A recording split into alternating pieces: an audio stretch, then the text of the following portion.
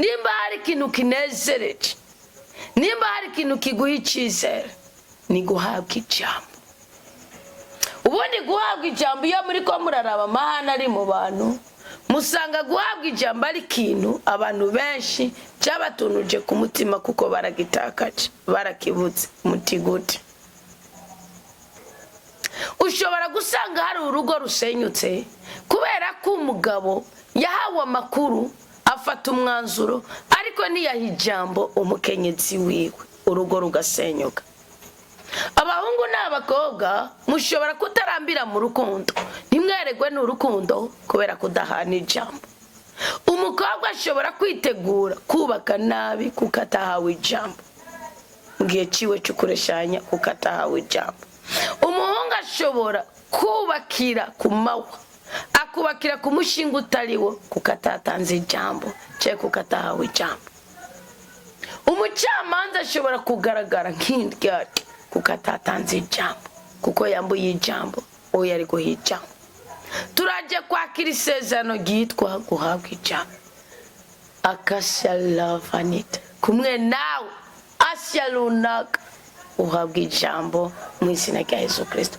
Uhabwa ijambo kuko uhabwa ijambo ni ikimenyetso ubwa mbere ku uri guhaye cyuko agirane yaguhaye agaciro. Iruhande y'ibirego bihari, iruhande y'impamvu zo guhanwa, iruhande y'ukurengutswa, iruhande y'impamvu zo kugirirwa ibinabiriye, hari agaciro ufise. Iruhande y'intege nke zawe hari agaciro ufise. Guhabwa ijambo nicyo bisigura, hari agaciro ufise. Guhabwa ijambo nicyo bisigura, hari agaciro ufise. Iyo umuntu yaremenanirijwe ndetse n'iyo umuntu yafatanywe itonga, kimwe mu bigaragaza ko agifite agaciro ni guhabwa ijambo. Akira guhabwa ijambo muri za manza muburana, akira guhabwa ijambo.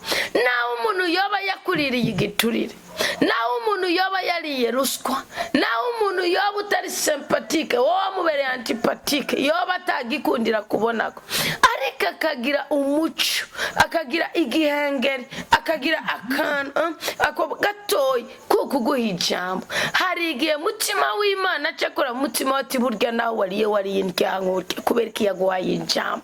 Kizakwereka ko umuntu ari umugome akongera akaba umugome, nta nakumviriza. Hari abantu benshi bashizwe ku isheni y'uguwera ariko babaha ijambo, babumviriza bagatabago. Reka mbabwira ngo nimuhabwe iri sezerano ryo guhabwa ijambo. Iri sezerano ryo guhabwa ijambo, umuririmbyi yaririmbye ngo burya kuba kumuswi ngo ntabwo ari muwe zagaca. Guhabwa ijambo bihabwa n'Imana, guhabwa ijambo bihabwa na Rudasumbwa, ni wenye n'ijambo, ni watanga ijambo. Umuririmbyi wa gospel w'umunyarwanda ni Bihizi Janti yaririmbye indirimbo avuga ngo Imana izotwicarika, ngo igihe cy'intungu, igihe cyo kuvuga kwijwi navuga ngo ninzamba ngo kirageze, ngo kandi ngo kimaze kugera, ngo Imana izotwicarika ngo iguhe ijambo, ngo kandi nayo izofata ijambo. Sibyo ni kuvuga Imana izoguha ijambo igafata ijambo, n'ikimenyetso uko itazi byose itabona byose, ifise ibirego. Mbwa hari ijambo uzobura icyo wireguza kuko izakubaza ngo none waransanze urambaza ndareka kukwishura, waransanze uransaba kukurenganura sinakurenganura. Bahana mwakire guhabwa ijambo. Iruhande y'umubabaro ufise, iruhande y'ukwangire kugendana nako, iruhande y'agahinda ufise, iruhande y'ibikubabaza, baravuga ngo uringumba kandi koko none ugira urabyara uronsa, gemere koko ugemere. Anakugira ngo akugwe kwigisuzuguro cy'ingumba cy'ubugumba yahawe ijambo. Muhereza nk'Ukaheli warafite icyubahiro cya mbere muri Isirayeli, uwakorera ishiro mu gihugu cy'Imana, mu nzu y'Imana, yari yamwambuye ijambo. Yayambwiye ngo wa mugore w'umupfapfa, yari yamubwiye ngo uri imbaragwe gushikaho warengeranye uza kuborerwa mu ngoro y'umukama. Ariko Ana yari yahawe ijambo, aravuga ati muhanyo wanje, ati ntabwo inshoreke yawe ndi umupfapfa, ati nagahinda mfite ku mutima. Nakuronka uvugira iryo jambo avuze ryonyine arikora ku mutima wa Eli yicuza kuba amubwiye ngo nimboregwe ngo abore mu ngoro y'umukama era ahubwo arisuzuma ati nanjye nasamaye mbega yahinjiye gute. Hari abantu byase yuko bamugura amarangamutima yanyu, hari abantu babateje agahinda, Imana izobaha ijambo abari bo bigarukako ngo heri ngo wacara turabubwira ngo genda umwaka ngo uzoba uje gushingira na Imana icyo yagukoreye kubwako gahinda ugenda nakubera iki anari yahawe ijambo. Iyo umaze kwambugwa ijambo baravuga ngo wandaya ukavuga ati ngo ndakayiba n'umundi na munyamibabaro reka da birafize uko abanyamibabaro bose ntabwo ari ndaya.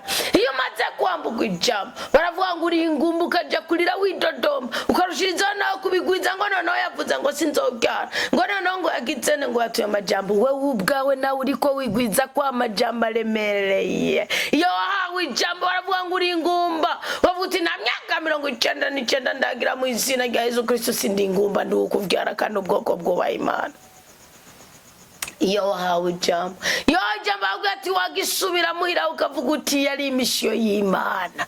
Iyo wahawe ijambo baravuga ngo wakigugu ukavuga uti tugaragara nk'ibigugu umugabo turi abanyabwenge kuko nyene ubwenge n'ubwenge ari muri twebwe.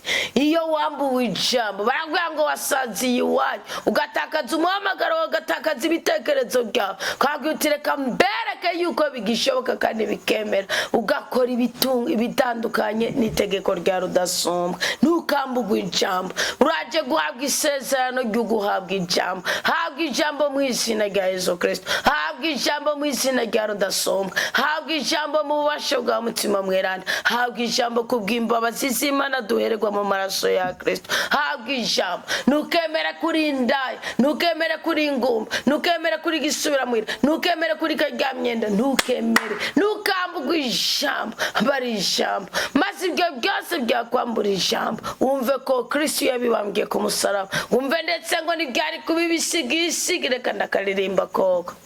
Imbaraga zose zangwanyaga waziribatiye igorogota rega n'ibisigisigi byazo ubu nabubasha bigifise imigambi yawe si nk'iy'abantu koko.